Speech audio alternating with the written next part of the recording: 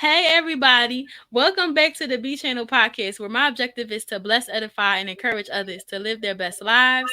Today's topic is how to prepare to be a husband, a married man's perspective. And my guest is Coach Norm Murray. Please introduce yourself again to the audience. It's your second time here, but for those of you who haven't seen Absolutely. you, Hey, what's going on? What's going on? God bless you, sister. God bless you. Again, she said, Coach Norm, I am a podcaster. I'm a minister. I'm this, I'm that, a bunch of different things. But most importantly, I'm just a man that loves God and loves God people. And I'm looking forward to this conversation. So, you're talking about how to prepare to be a husband. And now, after so many years of doing it, I think I can shed a little bit of light to somebody out there. You know what I mean? yes, that's exactly why I had to tap you for this Right. conversation. And for those of you who haven't really been keeping tabs on this podcast, back in November of 2023, I believe, I did a conversation called How to Prepare to Be a Wife. Mm. So if that's of interest to you, you can go back and check that out because I figured that these two can be a great resource if any of you are in those seasons, those There you go. respective seasons. So, yeah, that's just a little tidbit about that. And so, my first question for you is: did you always want to get married? No, absolutely not. No. I mean, young black man living in Brooklyn, New York. I don't think marriage was ever a thing. But I gotta let me back up a little bit. Let me explain to your audience that I've been married now. This year, 2024, will be 31 years.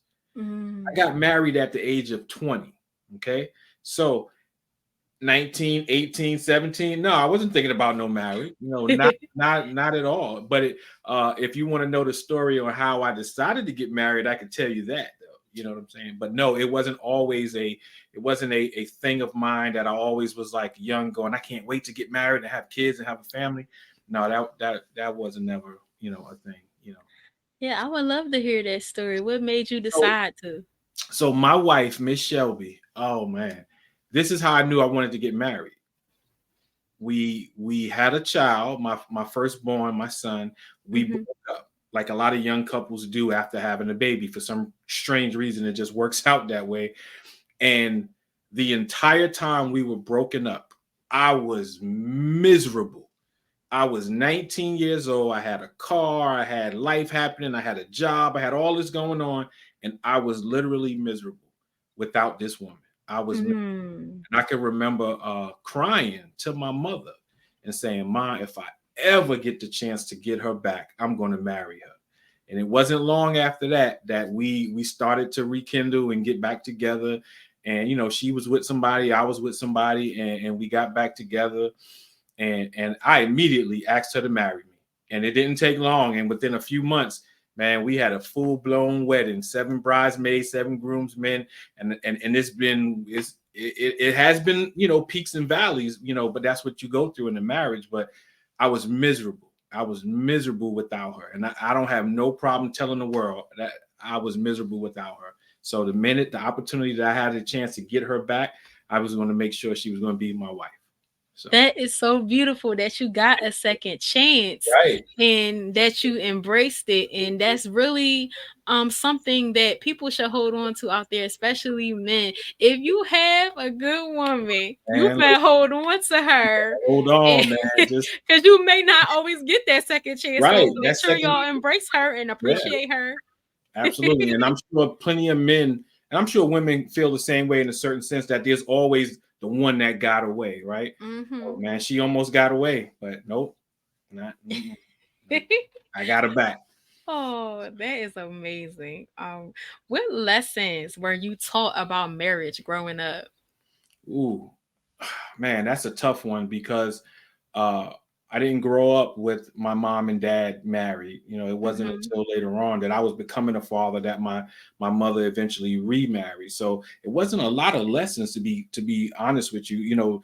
The men that I saw growing up in the hood, if you will, they were boyfriend and girlfriend. They were pimping prostitutes. They was, that's what it was. And what you saw growing up in the hood wasn't always what you saw on TV. So if you want to talk about a marriage, Mm-hmm. the Huxtables was what you saw as a marriage. Good times, stuff you saw on TV, not necessarily where I grew up. I don't have a lot of friends, or didn't grow up with a lot of friends that came from 2-parent households. It was a Mm-hmm. family. So everything that I learned about being a husband was through trial and error, to be honest with you. I had some family members here and there, and some mentors, but it wasn't until after I was married that some of that wisdom was imparted to me. So Right. And that's really something that I see lately is mm, people don't really have that desire to mm, be married anymore. And it's really something that you still, got into that relationship of marriage without having seen it a lot. right. So that just goes to show you it's not about how you start out. It's just really about what God wants for you in terms of Absolutely. relationships. And we see it so much, right? And obviously before I got married, it wasn't a biblical concept in my life at the time, right? Mm-hmm. But the word is true. He who finds a wife findeth a good thing, right? And I know a lot of times, I know women, I don't want y'all getting upset, but there's women that want to be married, and they love the idea of being married. However, when you go out there and you try to just pick something on your own, a lot of times it don't work out, because God hasn't ordained that to be that way. And I'm not saying that a woman chasing a man and it will never work, but you got to understand the principle of what biblical speaking is, and he who findeth a wife findeth a good thing, right? So but it wasn't a biblical principle, and honestly, it wasn't until 2008, when I finally surrendered, and received the gift of the Holy Ghost, that my marriage started to get even better. We were still, Mhm. but it got better after I started to understand and come into a knowledge and understand of who Jesus Christ was in my life. And then things progressed from that point on. So Yeah, so that's really something too to hold on to, that we need God in the center of our relationships for them to absolutely. flourish. And I just love what you said about the men, because I like what Laterris Whitfield says, from Dear Future Wifey. He'll say that women are supposed to present but not pursue, and like the man is not supposed to try to persuade her. He's supposed to pursue her. Right. So, and I really appreciate that, because of the fact that as women sometimes we do look for people, but our picker can be broken, Right. and we're picking the wrong way with the wrong motives. Right. And we have to learn to understand that whoever's for us is going to come together. And I kind of come from the school of thought, focus on friendship. If Mm, that person can be a solid friend and they have morals and values about right. them, then possibly it could be something. But you gotta let God let that happen. Like, Right. stop trying to force things to happen. Absolutely. And let me say this. I'm gonna say this to the women. I'm gonna let you know right now. You can't change a man. So don't go into a relationship thinking, okay, he's this and he looks a certain way, or he has a certain lifestyle, his pockets are fat or whatever it is. But then you think, well, in a year or two, I think I can mold him into be what I want him to be. Man, that's a bad choice to try to do, because the truth of the matter is, whether you're looking for a husband, looking for a wife, friend, anything in life, man cannot change another man. All right. We can influence folks to do things, but we can't change. God has to do the changing. So if you go into a relationship with the mindset of, I can change them and make them into what I need or want them to be, chances are you're going to be disappointed. So, Yeah, for sure. It's like it's better to start out from the place of them already having some of those attributes that mhm, you like and appreciate. Because absolutely. then it's like, oh, like you said, leave it up to God and them. Don't try to make it Absolutely. be your Right. idea.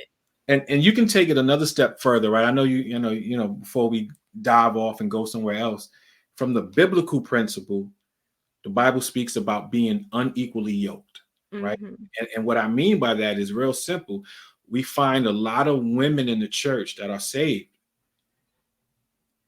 but that man is not. And you think you can persuade him. So you're already entering into a union unequally yoked. And so if you believe the Bible, then you got to understand that there's going to be turmoil that's going to come your way because you're starting out like this and you can't make that change. It's hard to change a person. Then when that person doesn't become the man or the woman you wanted them to be, we end up in divorce. We end up with baby mamas and baby daddies and exes, and that's how we end up. So Yeah, I really believe that because I was just reading in Ezra last night, and the people all married like pagan people. pagan So the people. priest was like, "No, y'all gotta get rid of them. Y'all gotta dip, even if it's kids." I'm like, Right. "Whoa!" And then like somebody I was reading a plane where they were like, "I cannot believe that that happened." Because God has such compassion for the Right. Israelites time at the time at the time, but it's like He doesn't want a proliferation of people No, just living that's right. corrupted. That's right. Absolutely. And the thing is this, there's a way to have that conversation with the people in your church, with your family members, and not be so condemning to them, right? Right. Because people don't know what they don't know. That's the fact, right? But there needs to be a way that we should be able to have that conversation so that people understand. And like I said, I'm one of them, right? That my wife and I were equally yoked because neither one of us was in the church. We didn't care. Mhm. We wasn't thinking about no Jesus, that's for sure. We was young, you know, young and dumb, basically. But at the end of the day, we knew what we wanted for each other. And then eventually time happened, right? And behold, 35 years later, we're still together, right? But that's not the case for a lot of young couples. So there's definitely, I take no credit for anything in this marriage except for the Lord. And so sometimes we have to go that route, but a lot of times if we're not um and let's also be mindful that not everybody is biblically sound either. You know what I'm saying? So but at the end of the day, for me, that's where the goal was. And so once I, like I said, once I got saved, man, marriage took a whole new level, a whole new plateau to travel. And I'm still finding ways how to love my wife better, how to be a better husband. Even to this day, we're ever learning. The Bible speaks about us ever learning. So there's never going to come a time where I've arrived to say I'm the best husband ever, because people are fickle. We change. And so it's important to understand, and I have to learn her, right? And as she changes, I need to change with her. So today she might be all lovey-dovey, but tomorrow it might be, stay over there. So, but whatever it is, Right. we need to be able to coexist and adapt to each other. Yeah, and be in alignment, like you said, Absolutely. because otherwise you cannot flourish and really be that powerful couple in the Mhm. kingdom of God Right. that you want to be if everybody's not on the same page. So, like you said, yeah, you got to really get there. And just to pick your brain a little bit, what makes a good husband or wife in your opinion? What makes a good husband? Yeah, or Ooh. wife. Yeah, well, I'll keep it from the husband's Mm, perspective. But what makes a good husband is somebody that is willing to understand that first and foremost, you don't own your wife. All right, she is not your property. All right, you don't get to tell her. You don't get to rule with an iron fist. It never works out that way. I don't care. There's going to be some trouble along the way. But a man that can you have to command, if in my opinion, you have to command the respect from your wife. So here's a great example. If you ask me who runs my household, I have mhm, no problem telling you that my wife runs the household. No problem. mhm. However, there's been a level set that there were certain things in our marriage that, you know what, it's got to go by him. Right. You're going to spend the night at somebody's house, I need to know the parents. I need to know what's what, right?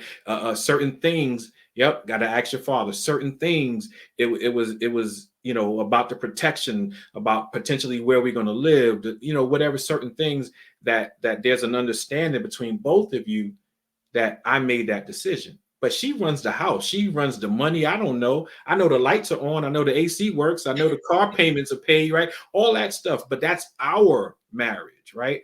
But to make a good husband, you have to understand that your wife is your partner.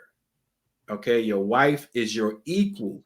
Even though the Bible has a hierarchy of the man being dominant over the woman, but not dominant in a forceful way, dominant in a respectful way. And for your wife to respect you, you have to bring things to the table for her to respect. It can't just be because I'm a male, because I'm a man. It has to be that, look, everything that he does is for the betterment of our family. But if you're not doing that as a man, then what do you want the woman to do? How do you That expect makes a her to lot of respect you, sense. you know? So That makes a lot of sense. And I love what you said about being equals because at the end of the day, what I heard you say the most was that you defer to where absolutely. she's strong and vice versa. Absolutely. Absolutely. You have to. My wife is so I can't even describe her, to be honest with you. She's so smart. And I'm talking about beyond her beauty. I mean, she's smart, she's intelligent, um, she's submissive when she needs to be, she's authoritative when she needs to be, all of those things. But to be a good husband, I have to be able to move in that same sphere with her. So when she's moving and I see this is something she's adamant about, I need to take a step back, listen to what she's saying, and say, you know what?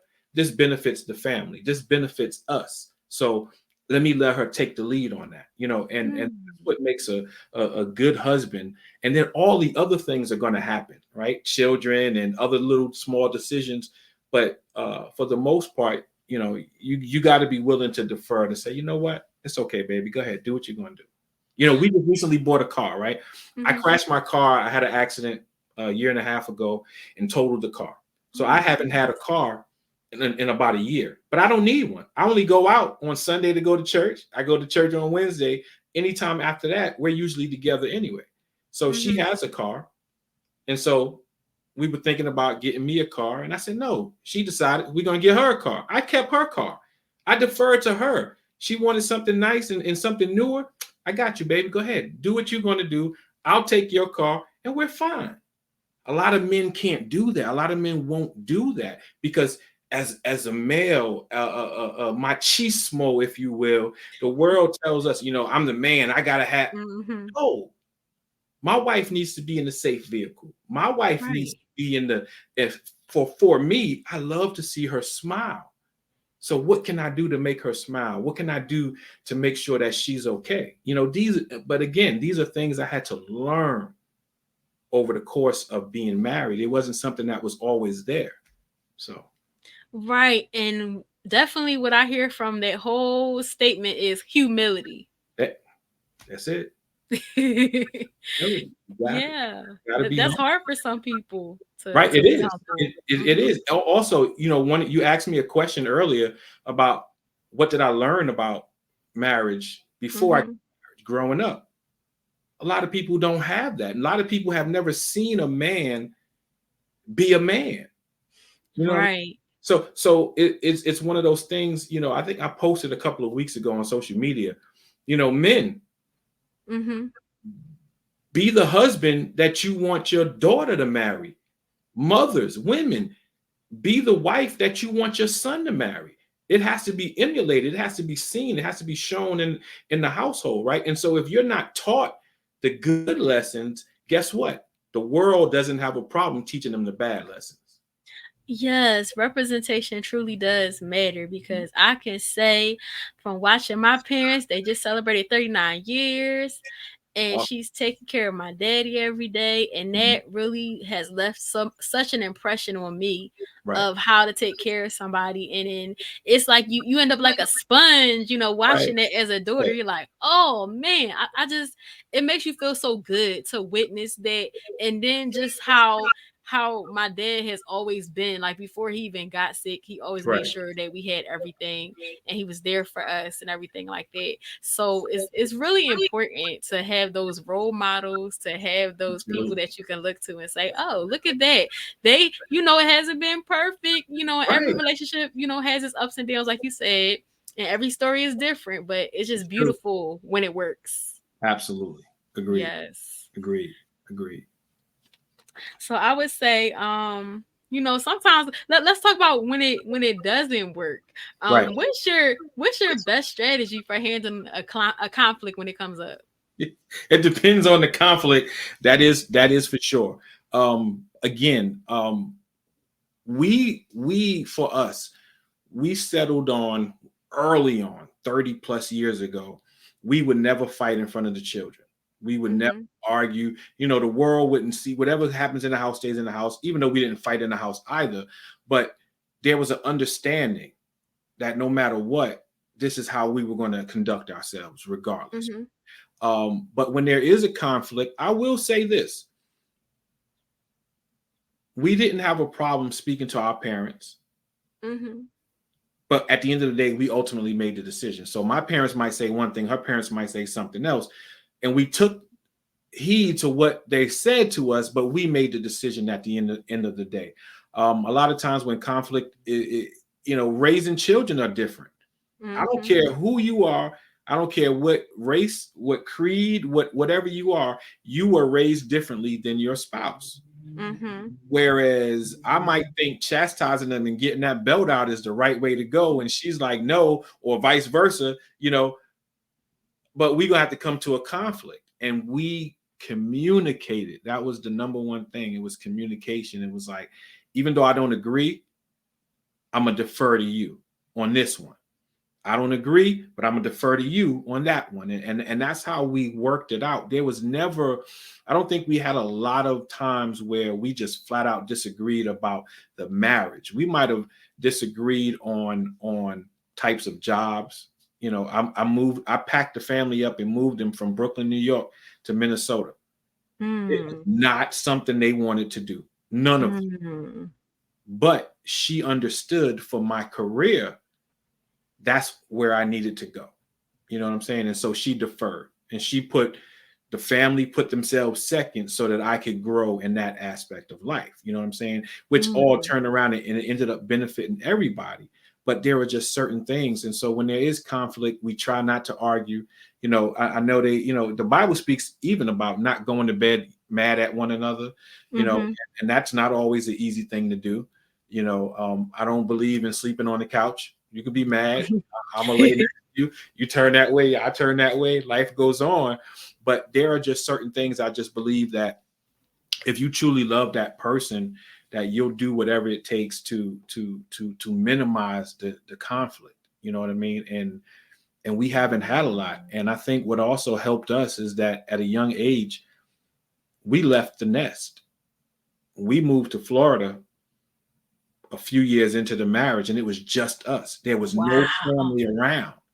And so we learned to depend on each other. We learned to be like, look, we can't reach out to mom and dad for everything. It was us. We had to deal with whatever it is we dealt with. And I believe that made us stronger as a couple, let alone a family, because it was just us. So, Right. What I hear there is three things. You have to compromise, you have to learn that sometimes you're going to need to sacrifice yeah, and choose your battles. pick your battles, brothers. Because Because they ain't everything is all not a worth it. fight. Right. They're really all not worth it. And you know what something else is? You Mhm. have to humble yourself. My wife has no problem telling me when I'm wrong. And for the first, what I said, 2008. So for the first 15 years, almost 15 years, I had a problem with her telling me that I was wrong. Mm. You see what I'm saying? But I had to learn. And now she tells me I'm wrong. I sit back and I analyze and I go, you know what? You're right. I messed up on that one. But I believe that's part of the blessings that God allowed, later on in life, halfway through our 30 plus year marriage, for me to learn that lesson. You know what I mean? That she's not telling me I'm wrong because she's trying to be right. She's telling me I'm wrong because you're wrong. Right. You know what I'm And saying? So that what I heard there is accountability. yes, I love it. I love it. Yes. Yeah, so it's important. It's so many different facets to this thing. And like I really appreciate what you said about not going to bed mad and Mhm. try not to fight, because you must set that example of a Absolutely. peaceful household. But Mhm. also I feel like people sometimes they do that and then the children are like they don't they get shocked when Right. they see it finally happen. So Right. were there some times where y'all couldn't help it and it just happened? Not too much. Now as adults, both of my children are adults now, and Mm-hmm. they look at us. They know when we're not vibing, and it's funny to them because it's not a fight. It's just Right. okay. A I can tiff. look. Daddy been downstairs in the living room all day. Never went upstairs one time till it's time to go to bed. I know something's going on. You know what I mean? So they can see the little idiosyncrasies that we have, but Yeah. it's never been a knockdown, drag out. Nah, none of that. You know what I'm saying? And we focused on that to make sure that the kids never really saw that. Even when it comes to finances, when things are tight, Right. we were always, look, bring the kids in, and we're gonna talk to them about this and let them know, look, this year, Christmas ain't gonna be the way it was last year. Right. I And love so, that. it was an openness so that the kids would understand that, look, we're not hiding anything from you, and we're gonna, whatever we do as a family. So if we're down as a family. When we're up as a family. So we're gonna celebrate the wins and the losses all together. You know. I really love that because sometimes parents will leave the kids out of all those Mhm. things, and those are lessons when Right. you can bring them in those moments where it's appropriate. It's lessons there. Absolutely. Agreed. Yes. So, what has been the biggest lesson that you learned from being married? It ain't about me. It's not about me. It's not about me. The Bible speaks, right? We said earlier that he who findeth a wife findeth a good thing, but in that same area of Genesis, the two become one. Mm-hmm. And so that's the biggest lesson that I've learned, that it's not about me, it's about us. We are one. There is I do not believe, listen, I understand the strategy and conceptually 50-50, but I don't believe in that, because if you give 50% and I give 50%, that means we're only each giving half. It's got to be all Right. or nothing. You got to be all in. I got to give her 100% of me. You see what I'm saying? And then Right. as you go through life, now there's three facets to my life. There's work, there's family, and there's God. Well, Mm-hmm. guess what? I got to give 100% to each of those areas when I'm in those areas. So when I'm at work, I'm at work. When I'm home, I'm home. But when I'm in church, I'm in church. And so understanding that it's not about me, but it's about us. So Right. Moving as a unit, being that's cohesive. me. Absolutely. And of course, Yeah. there's going to be bumps and bruises along the way. We know that. Nobody's perfect. There's Yeah. not one perfect marriage. It doesn't work that way. But if you have an understanding and both parties understand the same thing, then it's easier to navigate when those trials and tribulations do come your way. You can stand together as one and fight them, and usually 9 times out of 10 come out on top. Yeah, like I think that goes back to what you said about deferring because there are going to obviously be some times, right, where it could be 70-30, where it's 60 Right. 40, and you don't have it to give. You're emotionally, physically, spiritually spent, you know? Right. And life does work out that way. I told my wife just recently lost her father, and you know I'm shifting from husband and father and minister and whatever to strictly support mode. You know what I'm saying? Because she needs support. She doesn't need certain things, but she needs support in this area of her life, because right now, and I told you before we started even recording, after the funeral, she stayed up the another 3 weeks, right? Hmm. And get selfish and be like, no, you need to be home with me. And I'm like, Right. I understand. Yes, I'm missing her like crazy because she's not here. But I understand that there's a need for her to be with her mother and her sisters to make sure mom is okay. Her mother and Yeah. father was together for 60 years. Woo! Talk So it's about an example. right. So that's not easy to just lose somebody after being with them 60 years, right? So how could I be selfish and say, no, you can't go up there and be an extended period of time? No, not at all, baby. I support you. Go do what you need to do, and I'll be here. And guess what? My phone worked, FaceTime worked, Okay. it works. Exactly. So it's all good. Compromise. It Absolutely. compromise trust and being secure in your relationship, and also allowing her to honor her family and support her mom because they Right. both need this support. So Absolutely. that was admirable of you. Hey, it's all I can do. It's the least I can do. Yes, I love that though. It's not all about me because, like, I think that this works in so many areas of life if we can Right. just understand that. Mm, Besides this, but definitely in marriage. But like, right. bro, Agreed. that's pivotal. So, what would you say was the biggest blessing? The biggest blessing Hmm. that she didn't kick me to the curb. She kept me. She held on to me. The biggest blessing I would say within the marriage, it's itself is that we never let anything or anyone come between it. And family's going to be family. You don't get to pick your family, right? And you will always agree with your in-laws, and but for the most part, we've been blessed to have two sets of in-laws that we actually like, that we actually love, right? So Oh, that's beautiful. that's a blessing. You know what I'm saying? That we get along well and we don't have a problem I could be around her family for weeks at a time and vice versa. So having that, the children obviously were and still are a blessing. It's 31 years of marriage, 35 years together, two children, four grandchildren.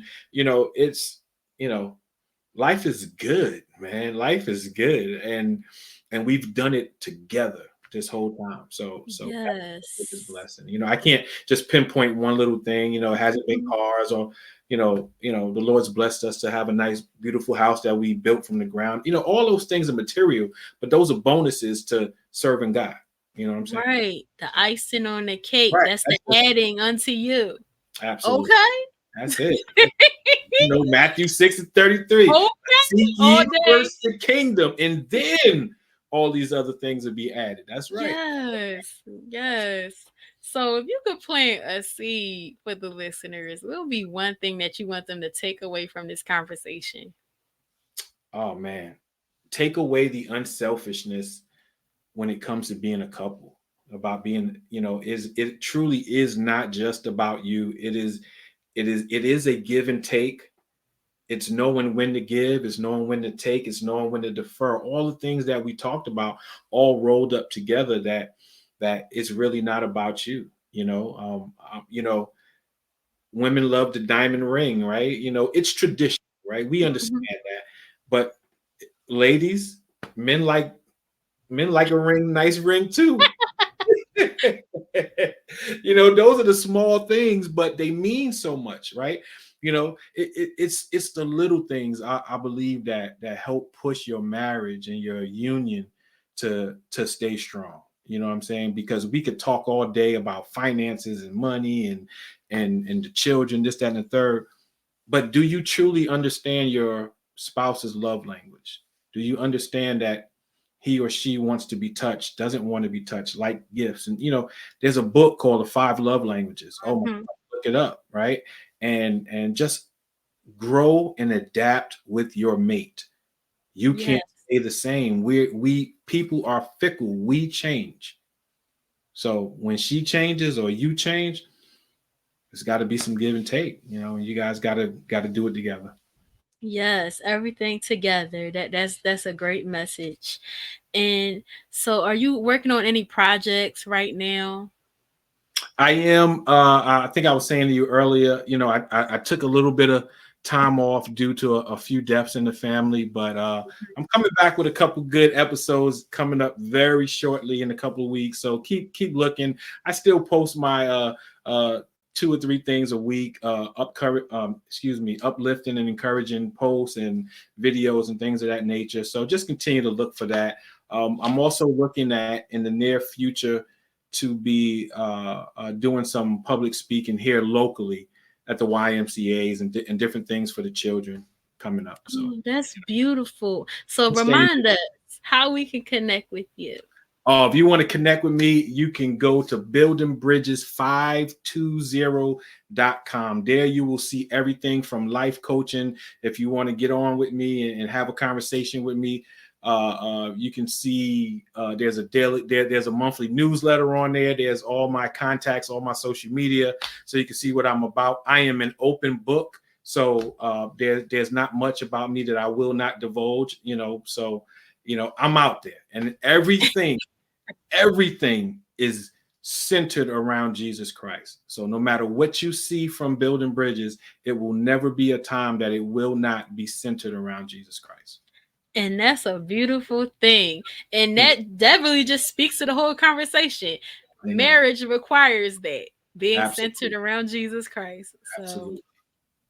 that was beautiful. So I thank you so much for taking the time to join me once again. It was so Not, nice.